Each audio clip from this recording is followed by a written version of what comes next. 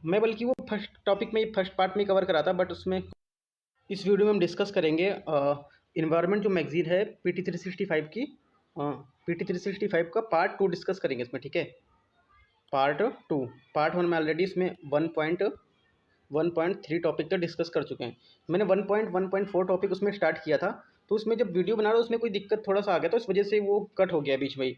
तो मैंने सोचा कि सेकंड पार्ट में ये वाला टॉपिक डाल देता हूँ, ठीक है। तो ये सेकंड पार्ट में टॉपिक डाल रहा हूँ ये। तो यहाँ से मैं स्टार्ट कर रहा हूँ सेकंड पार्ट के लिए।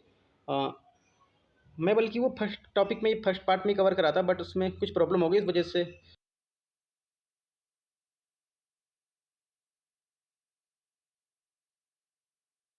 इस वीडियो में हम डिस्कस करेंगे इन्वायरमेंट जो मैगजीन है पीटी 365 की। पीटी 365 का पार्ट 2 डिस्कस करेंगे इसमें, ठीक है।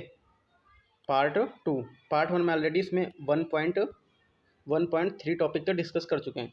मैंने 1.1.4 टॉपिक उसमें स्टार्ट किया था, तो उसमें जब वीडियो बना रहा उसमें कोई दिक्कत थोड़ा सा आ गया, तो इस वजह से वो कट हो गया बीच में ही। तो मैंने सोचा कि सेकंड पार्ट में ये वाला टॉपिक डाल देता हूँ, ठीक है। तो ये सेकंड पार्ट में टॉपिक डाल रहा हूँ ये। तो यहाँ से मैं स्टार्ट कर रहा हूँ सेकंड पार्ट के लिए। मैं बल्कि वो फर्स्ट टॉपिक में फर्स्ट पार्ट में कवर करा था, बट उसमें कुछ प्रॉब्लम हो गई, इस वजह से तो मैं सेकंड पार्ट में इसको करा रहा हूँ। इसमें दे रखा है, पहला टॉपिक है सेकंड का पहला टॉपिक है सेकंड पार्ट का, वैश्विक जलवायु परिवर्तन। जो वैश्विक जलवायु की स्थिति रिपोर्ट है उसके बारे में देख रहा था मैं। जिसमें ये बताया था मैंने कि जो जीसीआई का उपयोग है जलवायु परिवर्तन के लिए सर्वाधिक प्रासंगिक क्षेत्र की निगरानी के लिए उसका उपयोग किया जाता है, जिसमें वायुमंडल की संरचना, ऊर्जा परिवर्तन, जो ग्रीन हाउस गैसों और अन्य कारकों के संचयन के उत्पन्न होते हैं, तथा साथ ही भूमि, महासागर और हिम प्रतिक्रियाएं भी सम्मिलित होती हैं, ठीक है। विश्व विश्व मौसम जो विश्व का मौसम विज्ञान संगठन है, ठीक है, WMO, मतलब वर्ल्ड मेट्रोलॉजिकल ऑर्गेनाइजेशन। ये 193 राष्ट्र देशों का सदस्य राष्ट्र हैं और क्षेत्रों की सदस्यता वाले एक अंतर सरकारी संगठन है, ठीक है। ये मौसम विज्ञान और मौसम जलवायु परिवर्तन परिचालन के लिए विज्ञान तथा संबंधित भूभौतिकी विज्ञान के लिए गठित संयुक्त राष्ट्र की एक विशेष एजेंसी है।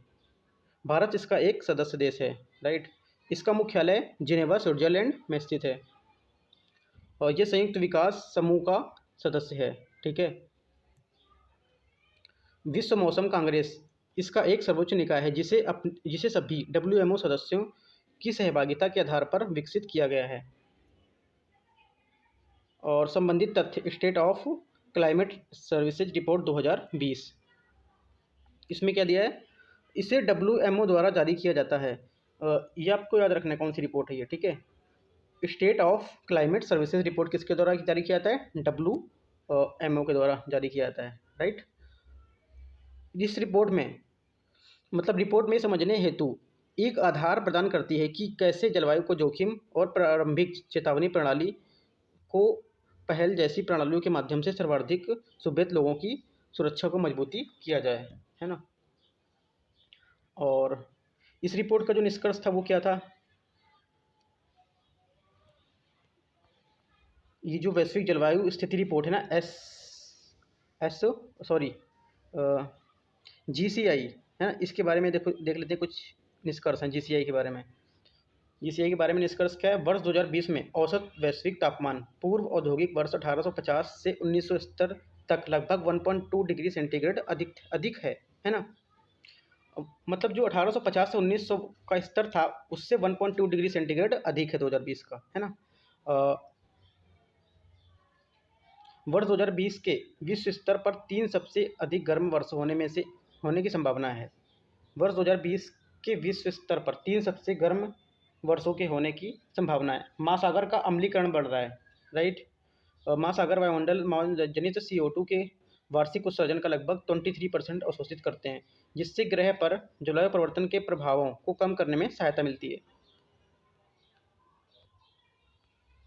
और इसमें क्या दिया अगला, वर्ष 2020 में वैश्विक स्तर पर उष्णकटिबंधीय चक्रवातों की संख्या में औसतन वृद्धि हुई है। जो 2020 है, ठीक है, इस 2020 में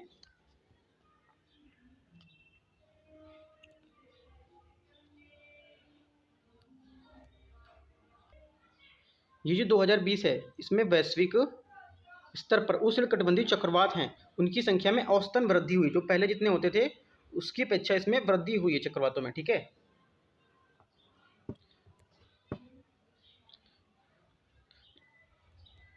कोविड-19 लॉकडाउन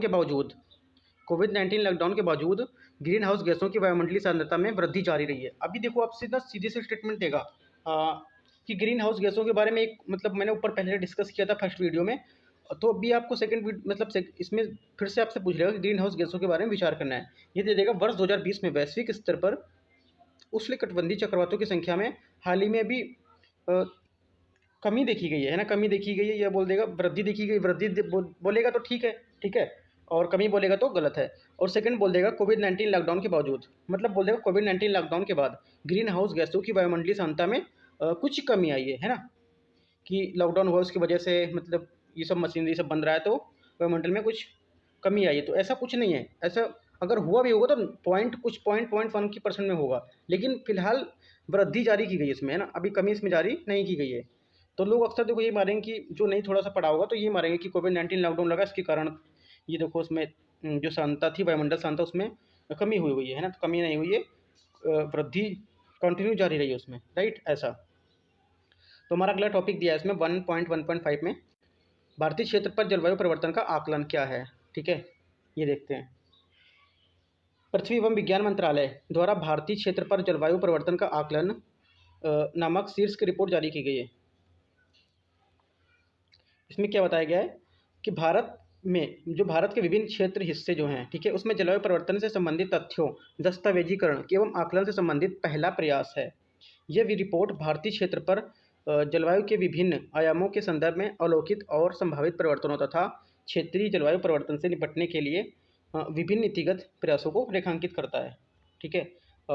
इसमें दिया है 1951 से 2014, 1951 से 2014 तक कि जो हिंदू कुश हिमालय का तापमान है वो 1.3 डिग्री सेंटीग्रेड तक वृद्धि की गई है ना। हालांकि 21वीं सदी के अंत तक ये 5.2 डिग्री सेंटीग्रेड की अनुमानित वृद्धि होने की संभावना है, मतलब बहुत ज़्यादा टेम्परेचर बढ़ने की संभावना है तो 21वीं सदी में ये, राइट, ऐसा बताया जा रहा है कि अगर ये देखो कंट्रोल नहीं करेंगे ना तो 21वीं सदी का तक ये 5.2 सेंटीग्रेड तक अनुमानित होने की संभावना है, राइट। अगला क्या है, इसके अतिरिक्त वर्ष 1951, ठीक है, 51 से वर्ष 2015 के मध्य उष्णकटिबंधीय हिंद महासागर में समुद्री सतह का तापमान जो था वो 1 डिग्री सेंटीग्रेड में वृद्धि हुई थी। 1951 से 2015 में समुद्री का जो सतह का तापमान उसमें 1 डिग्री सेंटीग्रेड की वृद्धि हुई, जो वैश्विक औसत, ठीक है, वैश्विक औसत में हुई वृद्धि के 0.7 की वृद्धि से अधिक है। वैश्विक वृद्धि से देखा जाए तो भी अधिक है ये, है ना। वर्ष 1951 से 2016 के दौरान सूखे की आवृत्ति और इसके स्थानिक प्रसार दोनों का उल्लेखनीय वृद्धि देखने को मिली है, ठीक है। 1874 से 2000 के दौरान हिंद महासागरीय जल स्तर के प्रति वर्ष 1.06 से 1.75 मिलीमीटर दर तक की वृद्धि हुई है, और वर्ष 1993 से वर्ष 2017 के बीच यह बढ़कर वर्ष 3.3 मिलियन मिलीमीटर हो गई है, ठीक है। देखो जितना है ना सब में वृद्धि देखने को मिली है। आपसे देखो स्टेटमेंट ये आपको ना पूरा याद रखना है, मैं इसमें क्या बताऊँ इंपॉर्टेंट है क्या नहीं, ये पूरा इंपॉर्टेंट है, ये डाटा जो दिया है ना बहुत ज़्यादा इंपॉर्टेंट है ये। इसमें डाटा देखो ऐसा क्वेश्चन बनाएगा आपसे कि वर्ष 1951 से 2015 के बीच, है ना, 1951 से 2015 के बीच जो उष्णकटिबंधीय महासागर समुद्री सतह का तापमान है, ठीक है, उसमें कमी देखने को मिली, लेकिन जो बाद में है उसमें वृद्धि देखने को मिली, तो ऐसा गलत है, ठीक है। उसमें भी वृद्धि देखने को ही मिली है, भले ही 1 डिग्री सेंटीग्रेड बढ़ा है बट अब बढ़ा है पहले की अपेक्षा। पहले कितना था 0.7 से 1 डिग्री बढ़ा है ना, तो इसमें वृद्धि हुई है। और दूसरा आपको दे देगा 1951 से 2016 के दौरान सूखे की आवृत्ति में भी प्रसार हुआ है ना, इसमें भी वृद्धि देखने को मिली है। और थर्ड बोल देगा 1874 से 2004 के दौरान उत्तरी हिंद महासागर में जल स्तर में प्रतिवर्ष 1.06 से 1.75 मिलीमीटर तक की वृद्धि दर देखने को मिली है, और 1993 से 17 के बीच ये बढ़कर 3.3 मिलियन हो गई है। तो ये इससे भी देखो बढ़ी है ये, राइट, तो 1.06 से 3.3 बढ़ गई है ना, ये भी बढ़ा है। और इसमें देख लेते हैं अगला, इस अध्ययन के मुख्य निष्कर्ष क्या हैं। देश में 75% तक अधिक जिले चक्रवात, बाढ़, सूखा, उष्ण और शीतलहरों जैसी चरम जलवायु घटनाओं पर हॉटस्पॉट हैं। उल्लेखनीय है कि इन जिलों में 638 मिलियन से अधिक लोग निवास करते हैं। हाल के दशकों में चरम मौसम संबंधी घटनाओं, आवृत्ति, तीव्रता और अ, अप्रत्या जो अप्रत्याशिता में वृद्धि हुई है। ठीक है, देश के 40% से अधिक जिलों में चरम जलवायुवी घटनाओं के प्रारूप में परिवर्तन हुआ है। उदाहरण के लिए बाढ़ प्रवण क्षेत्र सूखा प्रवण और क्षेत्र में सूखा प्रवण क्षेत्र में बदल गए हैं। ठीक है, और विगत दशक में भारत के 8 सर्वाधिक बाढ़ प्रवण जिले थे, जिसमें 6 जिले असम में दर्ज किए गए थे। ठीक है, विश्व एक विगत एक दस विगत एक दशक में चक्रवातों से प्रभावित हुए सभी हॉटस्पॉट वाले जिले पूर्वी तट में स्थित हैं, है ना। देखो ये 3 लाइनें इंपॉर्टेंट है, तीनों लाइनें आप नोट्स बना लेना नोट्स में, कि विगत 10 दशक भारत में 8 सर्वाधिक बाढ़ प्रवण क्षेत्रों में 6 तो असम के थे, राइट। और सेकंड में डालना है आपको चक्रवातों से प्रभावित सभी हॉटस्पॉट वाले जिले पूर्वी तट पर स्थित हैं। ठीक है। अगला है अरब सागर में जल का तापमान। जो अरब सागर है उसमें जल का तापमान क्या है। वैज्ञानिकों के अनुसार जलवायु परिवर्तन तथा अरब सागर में असमान तापमान के कारण पिछले वर्ष अगस्त माह में भारत के कुछ हिस्सों में अधिक मानसूनी वर्षा हुई है, राइट। अरब सागर के तापमान का प्रभाव, क्यों अरब सागर में तापमान बढ़ा है, इसका प्रभाव देखना गया है। इतना कुछ इंपॉर्टेंट नहीं है ये देख लेते हैं नीचे वाला।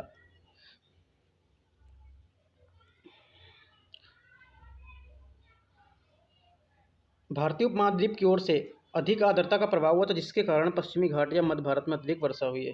ये इतना इंपॉर्टेंट नहीं है। अगला देख लेते हैं टॉपिक क्या है इसमें, global carbon project report, right. ये टॉपिक है global carbon project report.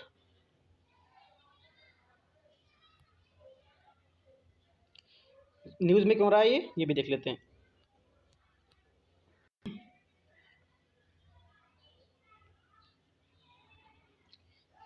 GCP के बारे में इसमें लिखा है ग्लोबल कार्बन प्रोजेक्ट द्वारा ग्लोबल मीथेन बजट जीएमबी और ग्लोबल नाइट्रस ऑक्साइड बजट जारी किया गया है ना। किसके द्वारा जारी किया गया है, जो ग्लोबल मीथेन बजट है और नाइट्रस ऑक्साइड बजट है, ये दोनों जारी किए गए किसके द्वारा, ग्लोबल कार्बन प्रोजेक्ट के द्वारा ये जारी किए गए हैं, राइट। इसमें दिया है जीसीपी के बारे में, ग्लोबल कार्बन प्रोजेक्ट के बारे में दिया हुआ है। क्या है ये, जो ग्लोबल कार्बन प्रोजेक्ट है, ठीक है, जीसीपी वस्तुतः फ्यूचर अर्थ है द्वारा संचालित एक वैश्विक अनुसंधान परियोजना है तथा ये वर्ल्ड क्लाइमेट रिसर्च प्रोग्राम का एक अनुसंधान भागीदार भी है। ठीक है, इसकी स्थापना वर्ष 2001 में international geosphere biosphere programme IGBP international human dimension programme on global environmental change HDP world climate research programme और इतना सारा इसमें नाम दिया है, इनके द्वारा की गई थी। ठीक है, तो इतना इंपॉर्टेंट नहीं है ये, इतना सारा यूपीएससी या यूपीपीसी से कोई इतना ज़्यादा नाम नहीं पूछेगा क्या, जितना ही दिया हुआ है इसमें। अगला देख लेते हैं इसमें क्या है। इसमें दिया है अगला, यथा carbon dioxide CO2, methane CH4 और नाइट्रस ऑक्साइड N2O तथा शहरी क्षेत्रीय संचयी और नकारात्मक उत्सर्जन की दिशा में अनुपूरक प्रयासों के लिए वैश्विक बजट निर्धारित किए गए हैं। ठीक है, जो वैश्विक बजट निर्धारित किया गया किसके लिए, CO2, CH4 और नाइट्रस ऑक्साइड तथा शहरी क्षेत्रों और शहरी के लिए, क्षेत्रीय के लिए और जो संचयी नकारात्मक उत्सर्जन दिशा है उनमें वैश्विक बजट निर्धारित किए गए हैं। ठीक है, अगला इसमें अगला टॉपिक दिया है मीथेन बजट। क्या है ये, मीथेन बजट के बारे में देख लेते हैं। मीथेन एक प्रबल ग्रीन हाउस गैस है, गैस उत्सर्जक है।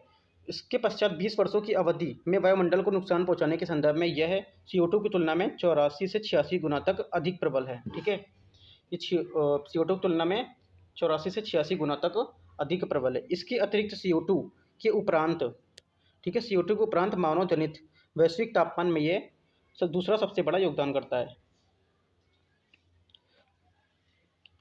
ठीक है, CO2 पहला है योगदान करता, दूसरा क्या है आपका मीथेन, है ना, दूसरा सबसे बड़ा योगदान करता है। या तो आपको इसमें स्टेटमेंट देगा पहला मीथेन है दूसरा CO2 है, तो आपको ये याद रखना है दोनों चीज़ें, कौन फर्स्ट पे कौन सेकंड है। मीथेन गैस वायुमंडल में औसतन 9 वर्षों तक विद्यमान रहती है। ठीक है, 9 वर्षों तक विद्यमान रहती है। यह समानता CO2 और जल उत्पन्न करने वाली रासायनिक अभिक्रियाओं के माध्यम से नष्ट हो जाती है। मृदा में उपस्थित जीवाणुओं द्वारा भी अपेक्षाकृत इसके अल्प एक तथा अल्प भाग पर उपयोग किया जाता है। मीथेन गैस के समन के रूप में जो जलवायु अर्थव्यवस्था, स्वास्थ्य, कृषि के क्षेत्र में अनेक लाभ प्राप्त होते हैं, CO2 के समन के लिए ये पूरक तौर पर कार्य करती है। और देख लेते हैं क्या है महत्वपूर्ण निष्कर्ष, ये क्या दिए हैं देखते हैं। महत्वपूर्ण निष्कर्ष में दिए हैं वैश्विक वार्षिक मीथेन उत्सर्जन 2017 में मीथेन उत्सर्जन वर्ष 2000 से 2006 औसत की तुलना में लगभग 9% अधिक था। ठीक है, मीथेन की सांद्रता में वृद्धि के लिए मुख्य योगदानकर्ता कृषि एवं अपशिष्ट हैं वो 60% तक जीवाश्म ईंधन 60% तक अपशिष्ट और जीवाश्म ईंधन 40% तक। और जो सर्वाधिक वृद्धि वाले क्षेत्र हैं अफ्रीका, पूर्व मध्य, चीन तथा दक्षिण एशिया एवं ओशिनिया। और जो मीथेन सिंक है उसमें भी वृद्धि देखी गई है ना। तो ये 4-5 बातें आपको निष्कर्ष याद रखनी है। निष्कर्ष क्या है इसका याद रखना है। ये ग्लोबल मीथेन बजट है, इसके बारे में देखो पूरा इसका जो फिगर है वो दिखाया गया है कैसा है कि मतलब किस किस वर्ष ही कितना हुआ है ना, ये सब दिखाया गया इसमें। अगला देख लेते हैं क्या टॉपिक है। अगला टॉपिक दिया है global nitrous oxide budget. Global nitrous oxide budget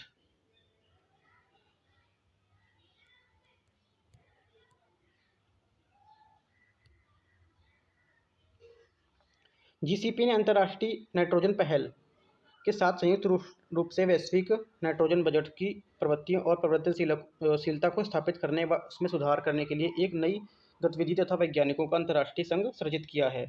ठीक है, नाइट्रस ऑक्साइड N2O के बारे में क्या है ये देखते हैं। N2O एक दीर्घकालिक अस्तित्व में रहने वाली ग्रीन हाउस गैस है। ठीक है, दीर्घकालिक अस्तित्व में रहती है, ये सबसे अधिक काल तक अस्तित्व में रहती है ना। N2O नाइट्रस ऑक्साइड के साथ साथ ग्रीन हाउस गैस के साथ साथ एक ओजोन क्षयकारी भी है जो गैस वायुमंडल में 116 +- 9 वर्षों तक विद्यमान रहती है। 116 + 9 वर्ष या 116 -9 वर्ष तक विद्यमान रहती है। ठीक है, ये कार्बन डाइऑक्साइड और मीथेन के उपरांत मानव जनित जलवायु परिवर्तन के लिए उत्तरदायी तीसरा प्रमुख ग्रीन हाउस गैस है ना। कार्बन डाइऑक्साइड और मीथेन के बाद कार्बन डाइऑक्साइड CO2 और मीथेन CH4 के बाद तीसरा मानव जनित जलवायु परिवर्तन के लिए उत्तरदायी ग्रीन हाउस गैस है ना। आपसे बोल देगा कि जो मानव जनित जलवायु परिवर्तन के लिए उत्तरदायी सबसे बड़ा उत्तरदायी बोल देगा आपको नाइट्रस ऑक्साइड है, तो गलत है। पहला CO2 है मानव के लिए, दूसरा है CH4 और तीसरा है आपका N2O। ठीक है, नाइट्रस ऑक्साइड। ये बात आपको याद रखनी है। फर्स्ट क्या है जो मानव जनित है, एक बार और बता देता हूँ। फर्स्ट आपका है CO2, सेकेंड CH4 मीथेन और थर्ड है आपका N2O मीन्स नाइट्रस ऑक्साइड। ये तीनों याद रखने हैं। ये मानव जनित जो उत्सर्जन है उस पर सबसे ज़्यादा वृद्धि से ये करते हैं तीनों। ठीक है, इसमें प्रमुख निष्कर्ष क्या है देख लेते हैं। अभी प्रमुख निष्कर्ष में दिया है नाइट्रस ऑक्साइड 1980 के दशक की तुलना में वर्ष 2016 में 10% से अधिक वैश्विक उत्सर्जन के साथ यह वृद्धिशील दर से वायुमंडल में संचित हो रही है। इस वृद्धि का प्रमुख कारण कृषि में नाइट्रोजन उर्वरकों का उपयोग है, जिसमें पशु के गोबर से बनाई गई खाद से निर्मित जैविक उर्वरक भी शामिल किए गए हैं। ठीक है, अगला देख लेते हैं क्या है। कृषि उत्पादन ने वैश्विक मानव जनित N2O उत्सर्जन 2007 से 16 में लगभग 70% का योगदान दिया है। ठीक है, कृषि उत्पादन ने वैश्विक मानव जनित में नाइट्रस ऑक्साइड जो है उसके उत्सर्जन में 2007 से 16 के बीच 70% का योगदान दिया है। जो मैं पॉइंट बताना चल रहा हूँ, जितने भी पॉइंट हैं इसके लिए, वो मैंने ऊपर जो बताया वो भी आपको याद रखने हैं। और जितने फर्स्ट वीडियो जो बनाई थी मैंने उसमें बहुत सारे मैंने पॉइंट डिस्कस किए थे। ठीक है, और ये सेकंड वीडियोस में भी आप जो मैं पॉइंट बताता चल रहा हूँ वो अच्छे से नोट कर लो। सब इंपॉर्टेंट पॉइंट है जितना हाईलाइट किया है मैंने। ठीक है, अगला देखते हैं। कृषि जनित N2O मतलब नाइट्रस ऑक्साइड उत्सर्जन में पूर्वी एशिया, यूरोप, दक्षिण एशिया और उत्तरी अमेरिका में अग्रणी हैं, जहां मुख्य रूप से संश्लेषित नाइट्रोजन उर्वरक का उपयोग किया जाता है। ठीक है, और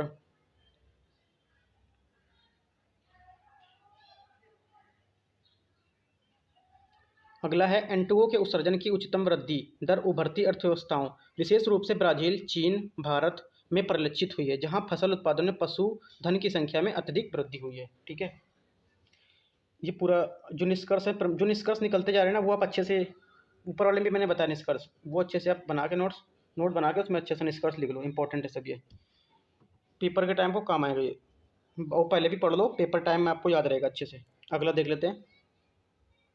ग्लोबल जो नाइट्रस ऑक्साइड बजट है, सब दिया हुआ है आपको, इसमें जो फिगर बनाया है वो सब दिया है इसमें, क्या कब था, है ना, इतना कितना बढ़ा है कितना घटा है, वो सब दिया है इसमें। अगला देखते हैं टॉपिक क्या है। अगला हमारा टॉपिक है आर्कटिक सागर स्थित हिम आवरण में कमी, है ना। न्यूज़ में क्यों रहा है ये? एक अध्ययन से पता चलता है कि आर्कटिक सागर में हिम आवरण जुलाई 2019 में 41 वर्षों पश्चात सर्वाधिक कमी देखी गई है। ओ,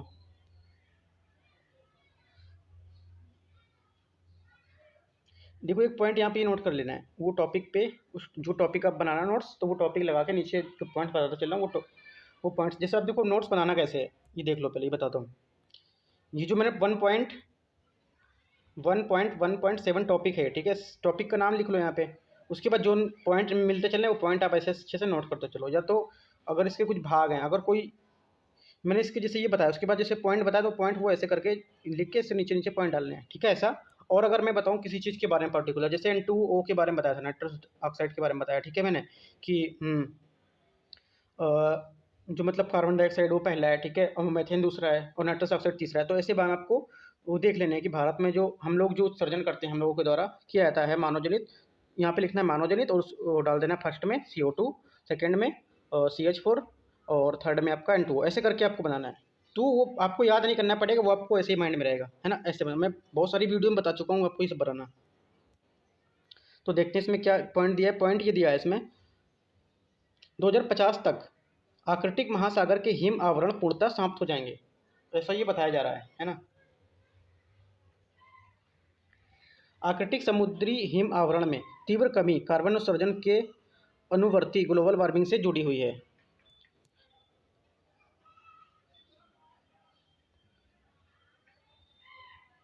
आर्कटिक महासागर के बारे में देख लेते हैं कुछ थोड़ा सा न्यूज़। अगर न्यूज में रहा है तो शायद आर्कटिक महासागर के बारे में भी पूछ सकता है। आर्कटिक महासागर पृथ्वी के उत्तर छोर पर स्थित एक जलीय निकाय है तथा यह विश्व का सबसे छोटा महासागर भी है। ये विश्व का सबसे छोटा महासागर भी है।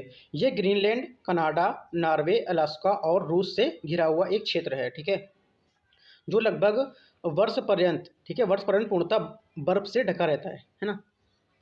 ये देखो, अब इसके बारे में आपको आर्कटिक के बारे में पूछ सकता है कि आर्कटिक से कौन कौन से जो देश हैं, ठीक है, कौन कौन से जो सीमाएं हैं, किससे घिरा हुआ है। ग्रीनलैंड, कनाडा, ग्रीनलैंड और कनाडा, नॉर्वे, अलास्का, है ना, इनसे घिरा हुआ है ये।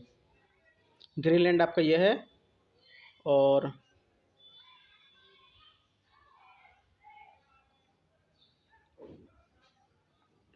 क्या क्या दिया, ग्रीनलैंड, कनाडा और अलास्का और रूस से घिरा है, राइट।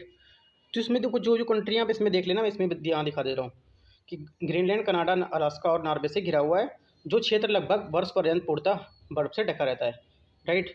ये चुंबी वर्ष, साइबेरियन लाप लाप्ते, ठीक है, कारा और बैरेंट्स वाइट, ग्रीनलैंड और ब्यूफोर्ट जैसे सीमांत पर सागरीय क्षेत्रों से घिरा हुआ है। और इसमें देख लेते हैं क्या इंपॉर्टेंट है।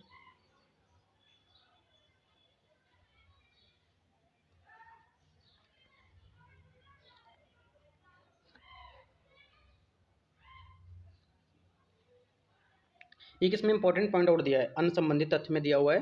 हाल ही में आर्कटिक वृत्त में हीट वेव, आर्कटिक वृत्त में हीट वेव के कारण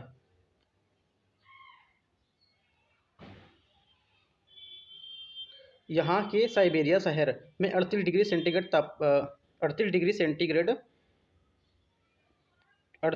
सेंटीग्रेड से अधिक तापमान दर्ज किया गया था, ठीक है। इससे पूर्व वर्ष 2016 में भी आर्कटिक वृत्त समान से अधिक तापमान दर्ज किया गया था, है ना।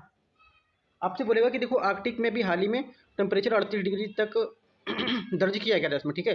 तो ये दे देगा पहली बार, बट गलत है। ये 2016 में भी इसमें जो समान से अधिक तापमान इसमें दर्ज किया गया था, भले ही 38 ना किया हो गया हो, बट इससे समान से बहुत अधिक दर्ज किया गया था उस टाइम भी, है ना। तो ऐसा। अगला देखते हैं क्या है इसमें लिखा है। संभावित कारण क्या है।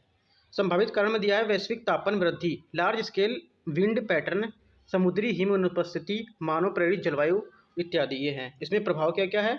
स्थानीय वनस्पति और पारिस्थितिक तंत्र, मानव स्वास्थ्य और अर्थव्यवस्था के लिए खतरा है। ठीक है, आपसे दे देगा आर्कटिक में जो ये प्रभाव ये जो पड़ रहा है, ऐसा हो रहा है, तो उससे हमको क्या प्रभाव देखने को मिलेगा, है ना? आपको दे देगा ऑप्शन में स्थानीय वनस्पति की मतलब हानि होगी। ठीक है, सेकंड दे देगा पारिस्थितिक तंत्र का वो जो लॉस होगा, और मानव स्वास्थ्य पर प्रभाव पड़ेगा, अर्थव्यवस्था के लिए खतरा होगा। तो चारों चीज़ें इसमें है। ठीक है, ऐसा। अगला इसमें टॉपिक है समुद्री जल स्तर में वृद्धि।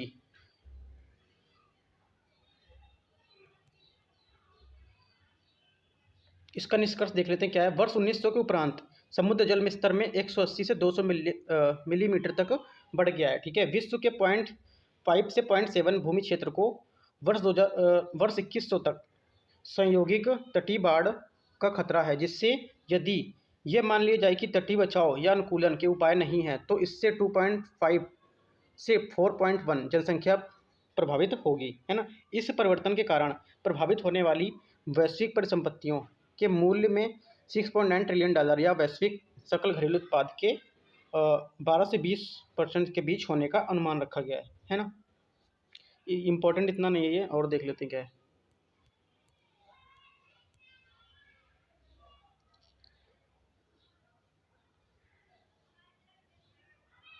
अगला इसमें टॉपिक दिया है एरोसॉल रेडियो एक्टिव फोर्सिंग।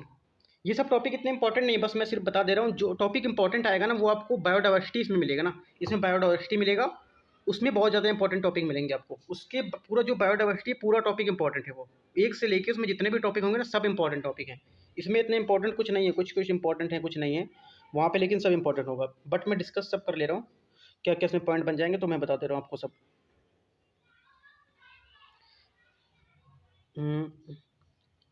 इसमें दिया हुआ जलवायु पर पड़ने वाले एरोसॉल के प्रभाव समानता ARF के रूप में संदर्भित किया जाता है। रेडियो एक्टिव फोर्सिंग द्वारा जलवायु को प्रभावित करने वाले कारकों जैसे कि ग्रीन हाउस गैसें, एरोसॉल और मेघ सतही एल्बिडो आदि की प्रभावशीलता को मापा जाता है, जो पृथ्वी की वायुमंडल प्रणाली में अवशोषित व इस प्रणाली से निर्मुक्त होने वाली ऊष्मा मात्रा को परिवर्तित करने की क्षमता रखते हैं। इसके अतिरिक्त यह सूचकांक के रूप में किसी कारक की संभावित जलवायु परिवर्तन की प्रणाली है, उसके महत्व को दर्शाता है। इसे वाट प्रति वर्ग मीटर में व्यक्त किया जाता है। ये इंपॉर्टेंट भी नहीं, इतना इंपॉर्टेंट नहीं है ये भी। और देखते हैं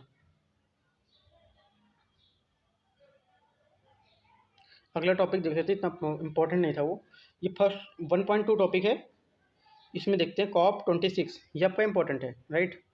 ये टॉपिक इंपॉर्टेंट है। ये सुर्खियों में क्यों न्यूज़ में रहा है? जलवायु परिवर्तन पर संयुक्त राष्ट्र फ्रेमवर्क कन्वेंशन, ठीक है, United nation framework on climate change convention के तत्वाधान में पेरिस समझौते का कॉन्फ्रेंस ऑफ पार्टीज COP26 सम्मेलन ग्लासगो यूनाइटेड किंगडम में आयोजित होगा। ज्ञात है कि गत वर्ष जो भी हमारा वर्ष चल रहा है, इसमें कोविड-19 वैश्विक महामारी के कारण इसे नवंबर 2021 में स्थगित कर दिया गया था। ठीक है, ये कब होना था? मतलब ये जो कोविड-19 है इसके कारण इसे नवंबर 2021 तक स्थगित कर दिया गया। अभी इसको स्थगित कर दिया गया है ना, 2021 तक स्थगित कर दिया गया। देखो कैसा होता है वो, उसके अकॉर्डिंग आपको डेट अभी देगा। बट अभी ऐसा होना था 2021 में, बट अभी नवंबर तक इसको रोक लगा दी गई इसमें, है ना, पोस्टपोन कर दिया गया है। पेरिस समझौता परिवर्तन पर एक विधिक रूप से बाध्यकारी अंतर्राष्ट्रीय संधि है। ठीक है, ये देखो आपसे दे देगा कि जो COP20 ये जो पेरिस समझौता है, ठीक है, इसमें जो बाध्य संधि है COP जो वर्ष 2015 में पेरिस में आयोजित COP21 में इंगित किया गया था। जो पेरिस समझौता है ये एक बाध्यकारी संगठन है। ठीक है, जो पेरिस समझौता है हमारा, ये क्या है? एक बाध्यकारी अंतर्राष्ट्रीय संधि है ना। ये आपसे बोल देगा कि पेरिस समझौता, पेरिस के बारे में बहुत सारी बातें दे देगा। हाँ, कि इसे 2015 में COP21 के दौरान ये किया गया, तो ठीक है।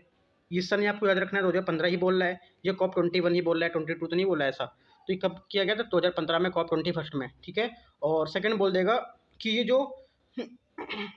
जो समझौता है, ठीक है, पेरिस, ये बाध्यकारी है। अंतर्राष्ट्रीय समझौता क्या है? बाध्यकारी है। तो भी आपको ये करेक्ट मानना है ना। ये दोनों करेक्ट है। इसमें ऊपर देख लेते हैं क्या और दिया था। इसमें ऊपर UNFCCC के बारे में दिया है, ये देख लेते हैं।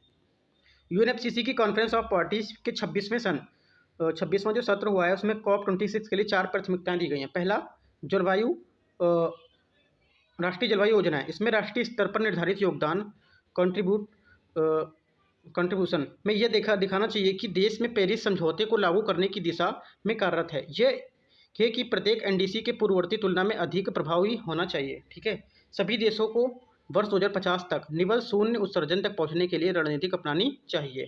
ठीक है, ये बोल रहा है। और तीसरा क्या है, समुदायों और देशों को जलवायुविक बाधाओं के प्रति अनुकूल तथा भविष्य के प्रभावों के विरुद्ध लचीला बनाने में सहयोग हेतु परियोजनाओं एवं पहलों के एक सुदृढ़ पैकेज का निर्माण करना है। ठीक है, लास्ट पॉइंट है वित्तीय प्रावधान। जो वित्तीय प्रावधान है, ठीक है,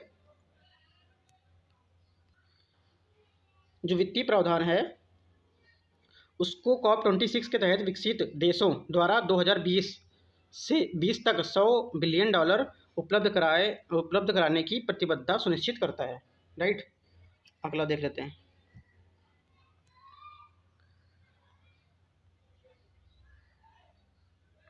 पेरिस समझौते के बारे में थोड़ा सा देख लेते हैं क्या है पेरिस समझौते के बारे में। पेरिस समझौता जलवायु परिवर्तन का एक विधिक रूप है, बाध्यकारी अंतर्राष्ट्रीय संधि से वर्ष 2015 में COP21 के तहत अंगीकृत किया गया था। ये मैंने डिस्कस कर लिया है। और अगला देखते हैं।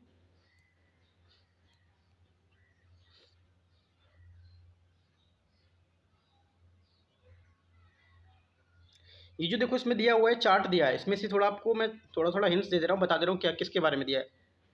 जो भी हमारा टेम्परेचर है 2 डिग्री, ठीक है, इसका टारगेट ये रखा गया है कि 2 डिग्री से 1.5 डिग्री सेंटीग्रेड तक इसको लाना है। ठीक है, और दूसरी बात ये दे रखी है इसमें, जो ग्लोबल जो packing of the climate neutrality है, ठीक है, उसको दिया गया है कि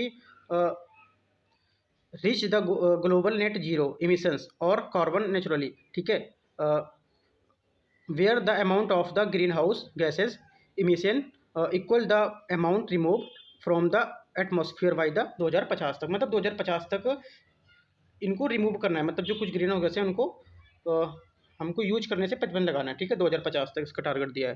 राइट, बाकी वही सब इसमें देखो कुछ बातें दी हैं, जो पॉइंट इंपॉर्टेंट है वो आप अच्छे से इसमें देख लेना जो दिया है।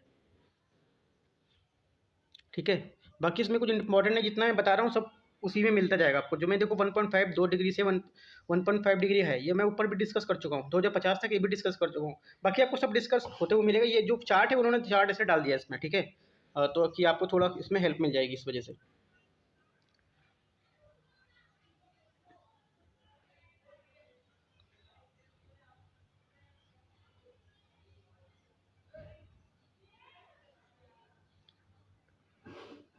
UNFCCC के बारे में देख लेते हैं। UNFCCC को वर्ष 1992 में स्थापित किया गया था। 1992 में स्थापित किया गया था। ये जलवायु परिवर्तन की समस्या से निपटने हेतु अंतर्राष्ट्रीय सहयोग के लिए एक फ्रेमवर्क के रूप में कार्य करता है। ठीक है, UNFCCC द्वारा यह एक औसत वैश्विक तापमान वृद्धि को उसके परिणाम स्वरूप होने वाले जलवायु परिवर्तन को सीमित करने के लिए इससे संबंधित प्रभावों को समाधान करके किया जाता है। ठीक है,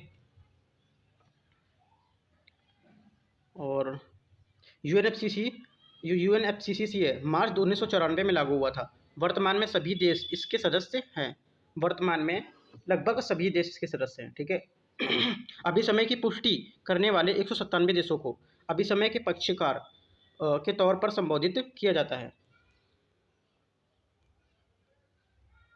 UNFCCC का सचिवालय बॉन जर्मनी में स्थित है। ठीक है, UNFCCC का सचिवालय बॉन जर्मनी में स्थित है। सचिवालय की तकनीकी विशेषज्ञता प्रदान करता है, साथ ही ये पक्षकार देशों और प्रतिवेदित जलवायु परिवर्तन की जानकारी के विश्लेषण और समीक्षा तथा क्योटो प्रोटोकॉल के क्रियान्वयन सहायता को प्रदान करता है।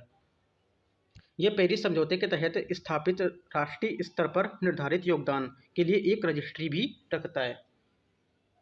UNFCCC का परिचालन तंत्र, कॉन्फ्रेंस ऑफ पार्टीज, यह UNFCCC का शीर्ष निर्माणकारी निकाय है। इस कन्वेंशन के सभी पक्षकारों का प्रतिनिधित्व COP में होता है। ठीक है,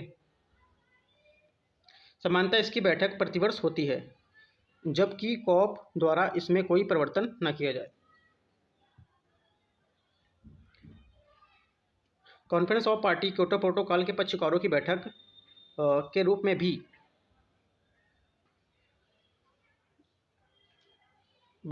में भी इसे कार्य करता है। ठीक है, ये क्योटो प्रोटोकॉल के कार्यान्वयन की निगरानी करता है। ठीक है, ये जो क्योटो प्रोटोकॉल है उसके कार्य की निगरानी भी करता है। सीएमपी में सीएमपी मतलब क्या है? क्योटो प्रोटोकॉल पार्टीज उन क्योटो प्रोटोकॉल की जो मीटिंग है, ठीक है, उनके अनुसार जो पक्षकार के सभी प्रतिनिधित्व है उनका, जो मतलब सभी देश पक्षकार है उनका प्रतिनिधित्व होता है, जबकि गैर पक्षकार देश भी इसमें पर्यवेक्षक के रूप में भाग लेते हैं।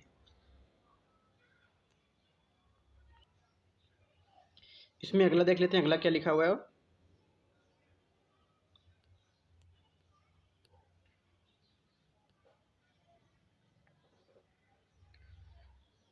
कॉन्फ्रेंस ऑफ पार्टीज पेरिस समझौते के पक्षकारों की बैठक के रूप में कार्य करता है, ये बता चुका हूँ मैं। और देख लेता हूँ क्या है।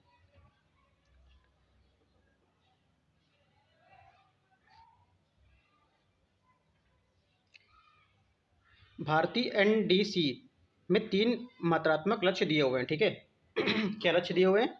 जो एनडीसी है ये हमारा क्या है? नेशनल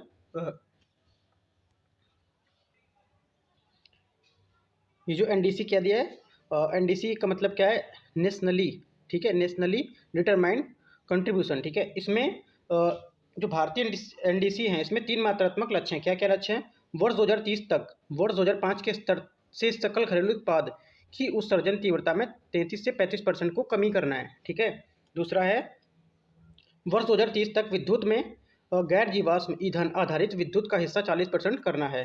ठीक है, और तीसरा जो है वनीकरण कार्यक्रम के माध्यम से 2.5 से 3 बिलियन टन कार्बन डाइऑक्साइड कारण सिंक का निर्माण करना है। राइट, एआईपीए, ठीक है, एआईपीए का गठन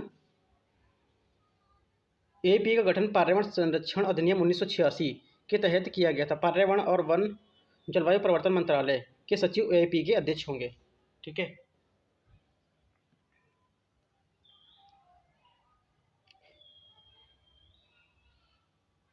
जो एआईपीए का फुल फॉर्म है वो क्या होगा?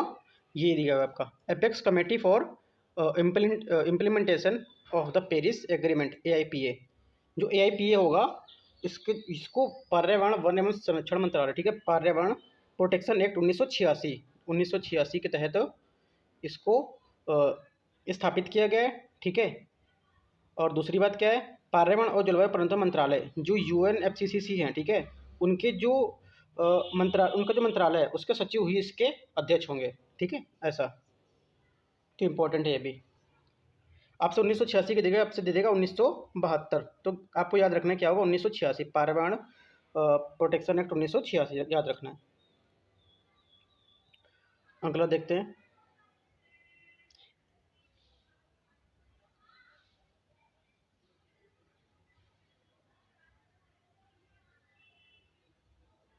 और इसमें इम्पोर्टेंट तो इतना नहीं दिख रहा है कुछ।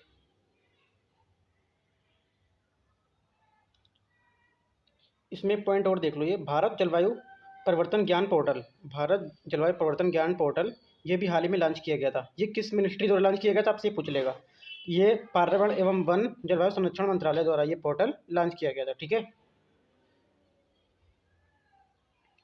और देख लेते हैं।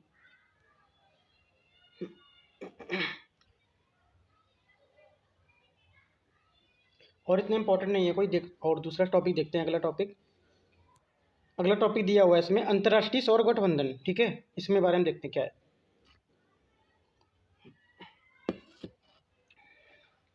इसमें दिया हुआ है भारत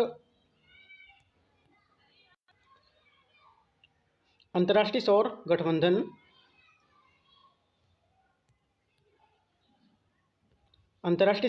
का तीसरा सम्मेलन आभासी रूप में आयोजित किया गया है। ठीक है, इस सम्मेलन के प्रमुख निष्कर्ष हैं भारत और फ्रांस का आईएसए के क्रमशः अध्यक्ष और सह अध्यक्ष के रूप में 2 वर्षों के कार्यकाल के लिए पुनः उनको चयन किया गया दोबारा से। ठीक है, इंटरनेशनल सोलर अलायंस का इसका जो हेडक्वार्टर है कहाँ पर है? अपने इंडिया में इसका हेडक्वार्टर है जो गुरुग्राम है, गुड़गांव, वहाँ पे इसका हेडक्वार्टर है आईएसए का। आईएसए के 4 क्षेत्रों अर्थात एशिया प्रशांत क्षेत्र, अफ्रीका क्षेत्र, यूरोप और अन्य क्षेत्रों के लैटिन अमेरिका व कैरेबियाई क्षेत्र का इसका प्रतिनिधित्व करने के लिए 4 जो उपाध्यक्ष हैं को भी उनकी घोषणा की गई थी। ठीक है, इस बैठक के दौरान आरंभ की गई पहले निजी एवं सार्वजनिक कॉर्पोरेट क्षेत्र में 7 संबद्धता को जो संस्थागत है उनको बनाने के लिए सतत जलवायु कार्रवाई के लिए गठन करना, है ना। इसमें भी इतना इम्पोर्टेंट नहीं दिख रहा है ये।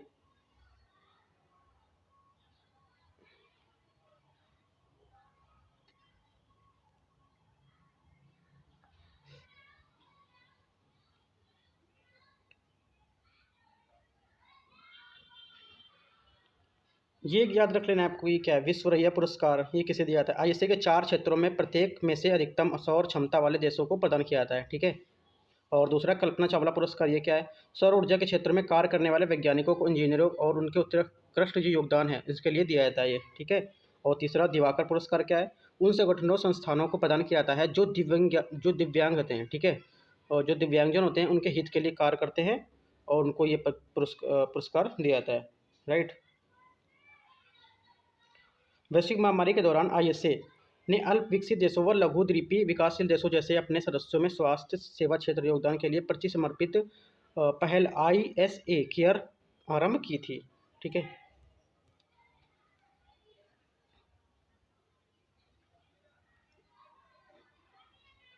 इतने इंपॉर्टेंट कुछ टॉपिक नहीं था, मैंने कुछ डिस्कस कर लिया वो भी। और अगला टॉपिक इसमें देख लेते हैं। अगला हमारा टॉपिक इस पे है दक्षिण एशिया के लिए जलवायु अनुकूलन और प्रत्यास्था परियोजना, ठीक है। Climate adoption and realization of for South Asia, ठीक है, केयर प्रोजेक्ट।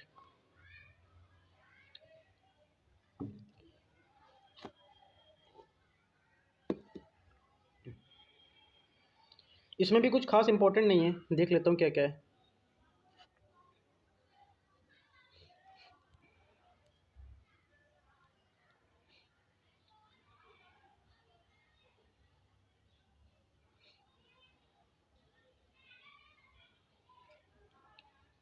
ये देख लेते हैं, इसमें ये इंपॉर्टेंट होगा। जलवायु परिवर्तन, जो जलवायु अनुकूलन शिखर सम्मेलन है इसके बारे में देख लेते हैं। जलवायु शिखर सम्मेलन मतलब क्लाइमेट एडॉप्शन समिट CAS 2021 की मेजबानी नीदरलैंड द्वारा वर्चुअल रूप से की गई थी। इस शिखर सम्मेलन में वैश्विक नेताओं और स्थानीय हितधारकों को आरंभिक किया गया था, ठीक है। तो आमंत्रित किया गया था। इसका उद्देश्य जलवायु परिवर्तन के प्रभावों के प्रति विश्व के प्रयासों में तेजी लाना, राइट। जो विश्व के प्रयास है उनके तेजी लाना और नवाचार करना और संबंधित है, ठीक है, इससे संबंधित है ये, राइट।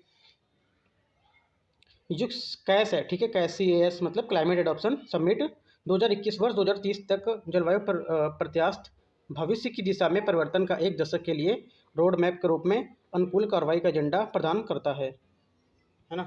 अगला देखते हैं।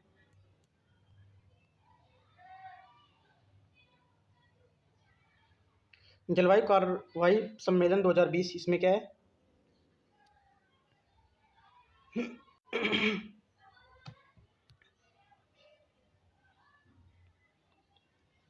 इसमें दिया हुआ है,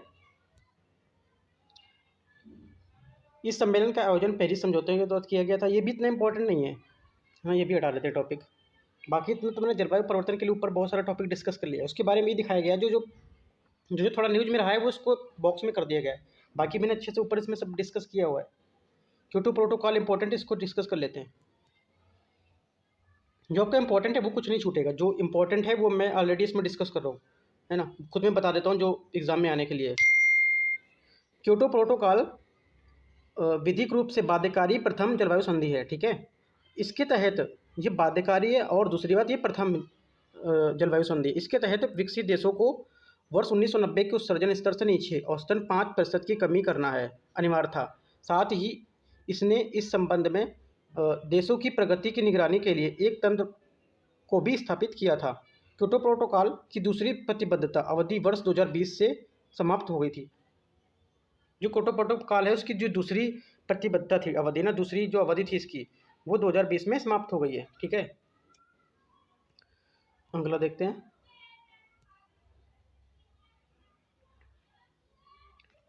इसमें दिया हुआ टॉपिक समन संबंधी उपाय,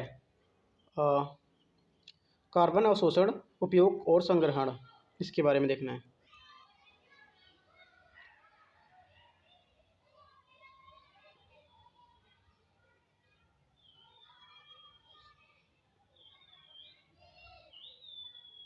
इसमें कुछ इतना इंपॉर्टेंट नहीं, मैं क्या डिस्कस करूँ इसमें।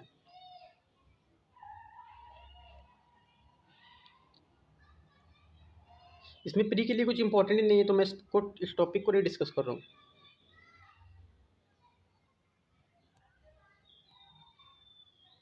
अगला टॉपिक को देखते हैं। इसमें अगला टॉपिक दिया है डीकार्बोनाइजिंग ट्रांसपोर्ट।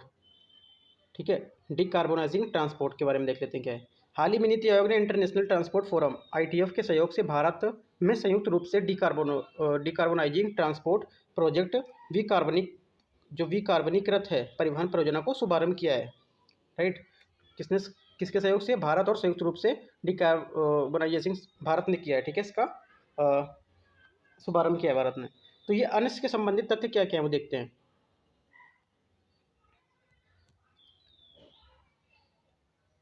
इसके जो अन्य तथ्य हैं वो उसमें दिया है डीकार्बोनाइजिंग ट्रांसपोर्ट इनिशिएटिव, ठीक है, के व्यापक संदर्भ में इस परियोजना को कार्यान्वित किया गया है। यह decarbonising transport in emerging economies श्रेणी वाली परियोजनाओं का एक हिस्सा है जो विश्व के विभिन्न क्षेत्रों के लिए विकार्बनीकृत परिवहन का समर्थन करता है।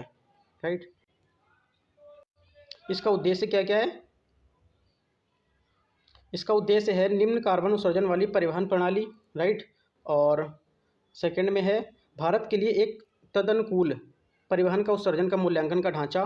ठीक है, तीसरा इसमें है वर्तमान में साथ साथ भविष्य की परिवहन की गतिविधि तथा संबंधित कार्बन डाइऑक्साइड के उत्सर्जन के संबंध में सरकार का व्यापक समझ, है ना। और इसमें अगला पॉइंट दिया है परिवहन के कारण 23% ऊर्जा कार्बन डाइऑक्साइड से संबंधित है। ठीक है, का उत्सर्जन होता है जिससे ग्लोबल वार्मिंग में वृद्धि होती है। यदि तत्काल कार्रवाई नहीं की गई तो इसकी उत्सर्जन हिस्सेदारी बढ़कर 2030 तक 40% और वर्ष 2050 तक बढ़कर 60% तक पहुंच सकती है। ठीक है,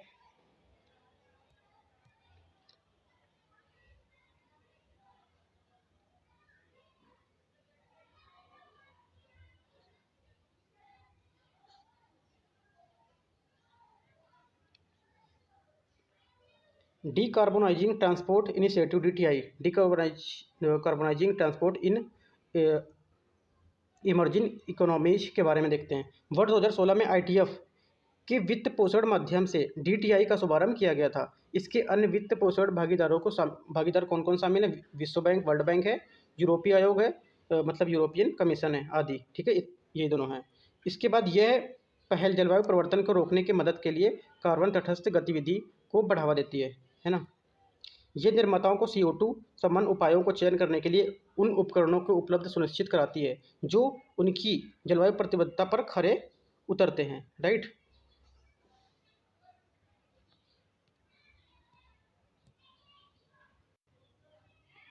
अगला हमारा क्या स्टेटमेंट है?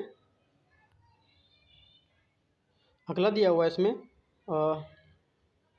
भारत, अर्जेंटीना, अजरबैजान और मोरक्को वर्तमान में इसके भागीदार देश हैं। इसमें बोल देगा जो ये आपका DTT है, ठीक है, DTI है, इसमें कौन कौन से, इसमें भारत तो शामिल नहीं हुआ है। ठीक है, तो इसमें भारत भी शामिल है, अर्जेंटीना भी है, अजरबैजान है और मोरक्को इसके वर्तमान में भागीदार देश है। ठीक है, और CO2 को उत्सर्जन को कम करने के साथ ही इसमें जलवायु परिवर्तन स्तर राष्ट्रीय स्तर पर निर्धारित योगदान को पूर्ण करने में मदद करता है ये। ठीक है, देखो 2-3 बातें जो पूछ सकता है, बाकी इतना इंपॉर्टेंट ये भी नहीं है। DTI के लिए जो कौन कौन से देश हैं इसमें, राइट, ये पूछ सकता है। और इसका शुभारंभ कब कब कौन कौन मिलकर किया था, तो ये मैंने ऊपर बताया आपको, ये था। राइट, और बस और इतना इंपॉर्टेंट है नहीं। और देख लेते किस मंत्रालय में क्या है ये। इसमें दिया हुआ है ये कि ये पर्यावरण, प्रकृति संरक्षण एवं परमाणु संरक्षण मंत्रालय के लिए, परमाणु सुरक्षा के लिए जर्मन संघीय मंत्रालय, ठीक है, जर्मन संघीय मंत्रालय द्वारा ये अंतर्राष्ट्रीय जलवायु पहल के द्वारा समर्पित किया जाता है। ठीक है, अगला देखते हैं।